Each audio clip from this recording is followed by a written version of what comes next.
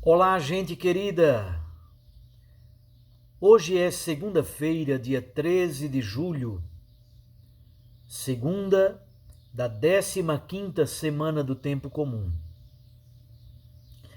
O Salmo 19, versículo 9 diz assim: Os mandatos do Senhor são retos, alegram o coração.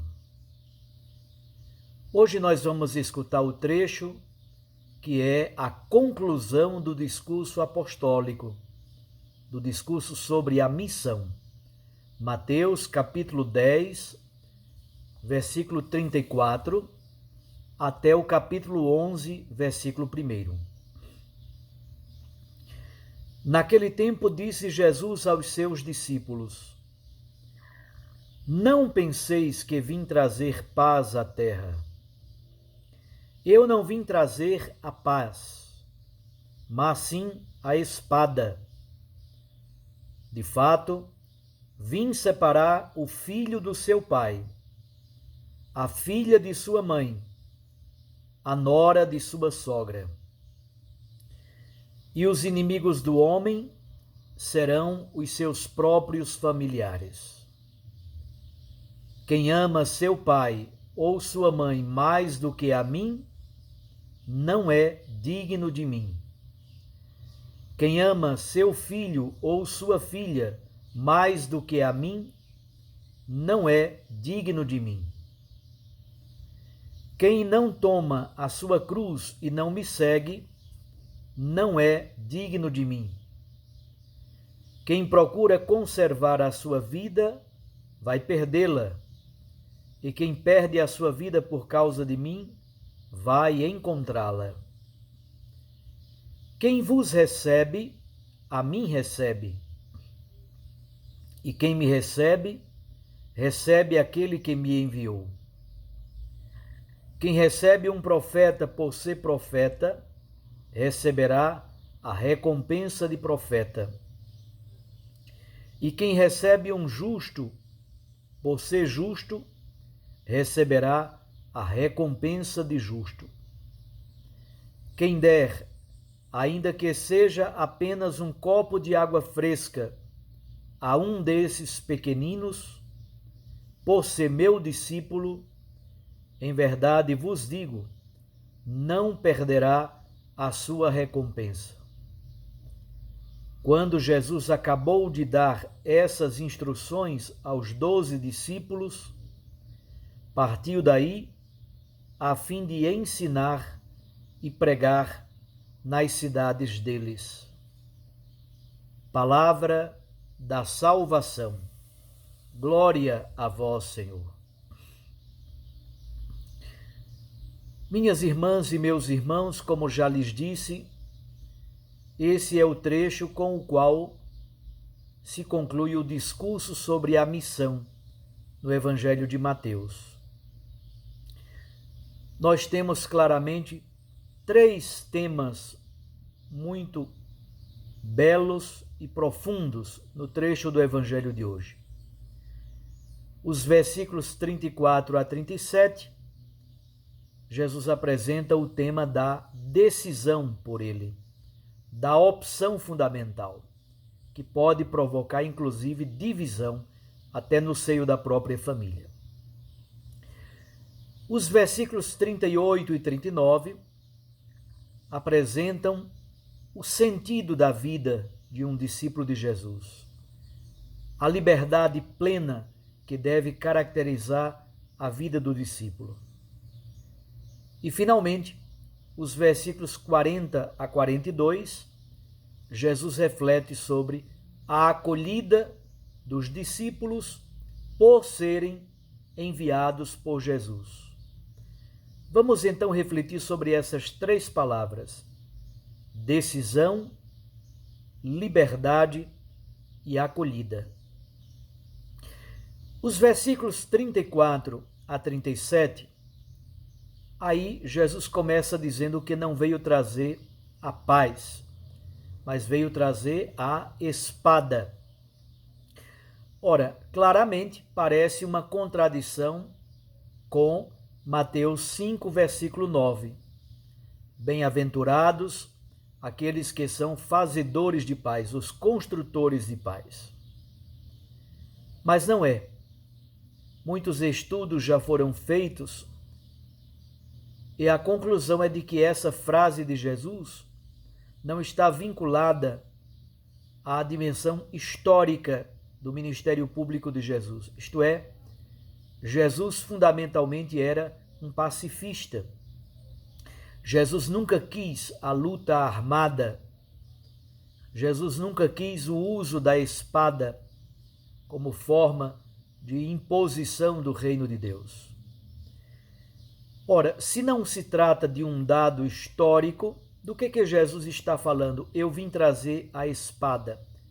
Jesus está dizendo, eu vim trazer, inclusive, a possibilidade da divisão. E aí Jesus toma um texto de Miqueias, capítulo 7, versículo 6.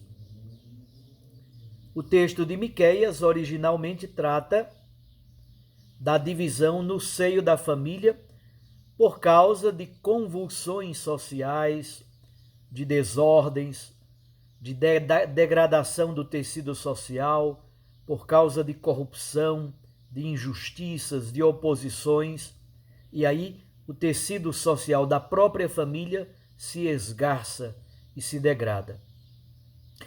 Jesus, ao contrário, utiliza esse texto de Miqueias 7, versículo 6, para falar da opção por ele. E a opção por Jesus deve ser uma opção tão radical que pode até dividir o seio da própria família. A paz que Jesus traz é oposição à riqueza, ao prestígio, ao poder, e gera uma oposição a todo esse sistema de riqueza, poder e prestígio. A primeira fidelidade não é à família. A primeira fidelidade não é, inclusive, nem à própria existência. A primeira fidelidade é unicamente ao Senhor. Portanto, a decisão tem que ser ou a favor ou contra o Evangelho. Jesus se torna sinal de contradição. E nós já sabemos que a divisão no seio da própria família tem até um significado escatológico.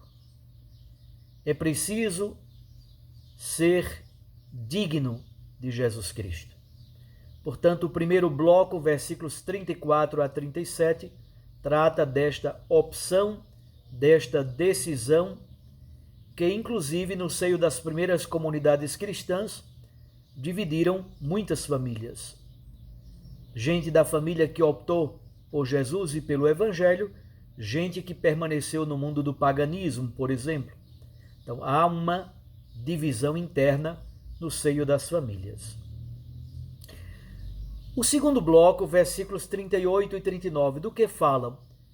Falam da liberdade que o cristão deve ter para optar por Cristo, para optar pelo seu Evangelho, para optar pela sua cruz. A cruz e a morte de Jesus não são sinais de derrota, pelo contrário, são fonte de vida. Quem pensa em conservar a vida, na verdade, vai perdê-la. Mas quem doa a vida, quem gasta a vida, quem perde a vida pelos outros, é como a vela que queima para iluminar. Então, quem perde a vida, quem gasta a vida pelos outros, na verdade, encontra o sentido pleno da vida. A grande pergunta é pelo sentido da existência da vida de um cristão. O discípulo deve ser livre até diante da sua própria existência, sem buscar comodidades, sem buscar seguranças. Quem se arrisca, na verdade, se encontra. Quem se lança, na verdade, encontra o sentido, a esperança, a alegria e a felicidade que só pode provir do Senhor. Jesus Cristo é exigente e ele exige de nós uma adesão total. Jesus não admite jeitinho ou meio termo no seu seguimento. Aderir de modo pleno e livre a Jesus Cristo e ao mistério da sua cruz. É isso que dá sentido e alegria à nossa existência. Finalmente, os versículos 40 a 42 tratam do acolhimento. Muitas vezes se repete o verbo receber. Então, quem recebe os missionários de Cristo por serem de Cristo, receberão a sua recompensa. Quem doar, nem que seja um copo de água fresca, a um dos apóstolos, receberá a recompensa por esse gesto de generosidade. Elias e Eliseu, profetas, foram acolhidos como profetas, porque o apóstolo, na verdade, representa Jesus Cristo. Jesus então fala de profetas, de justos e dos pequeninos, que são os seus discípulos. É uma bênção, na verdade, receber um enviado, um apóstolo, um missionário. É uma bênção poder participar e cooperar de modo generoso com a força apostólica da missão. Os pequeninos, na verdade, poderíamos interpretar como sendo um alargamento do grupo dos 12 apóstolos. Agora, todos os cristãos, todos os missionários e missionárias, toda a comunidade ou as comunidades mateanas, a representação de uma pessoa é como se fosse a própria pessoa. Os missionários e missionárias são enviados de Cristo Jesus, como Cristo é o enviado do Pai. Guardemos então essas 3 palavras: a decisão por Cristo, o sentido da vida e a liberdade, o acolhimento, a generosidade do acolhimento, da palavra e da missão. É assim que se conclui o discurso apostólico, o discurso sobre a missão, e no versículo 1 do capítulo 11, ali se diz que Jesus continuou o seu caminho, o seu trabalho missionário, pregando e ensinando por toda parte. A missão dos 12 não para a missão de Jesus, não. Jesus envia os 12, mas ele próprio continua missionário. Ele continua em missão, como a igreja sempre deve permanecer em missão. No dia de hoje, então, vamos orar, vamos refletir, praticar esta palavra, sobretudo a partir dessas 3 indicações que a palavra de Deus nos faz. A opção por Cristo pode até provocar divisão. A cruz de Cristo, a missão, o trabalho apostólico dão sentido de plenitude à nossa existência e, ao mesmo tempo, a generosidade do acolhimento da palavra e dos missionários representantes do Senhor. Deus os abençoe e os guarde. Fiquem com Deus e sua Mãe Maria Santíssima. Recordem que a palavra aquece o coração e a Eucaristia nos lança para a missão. Em nome do Pai, e do Filho, e do Espírito Santo. Amém.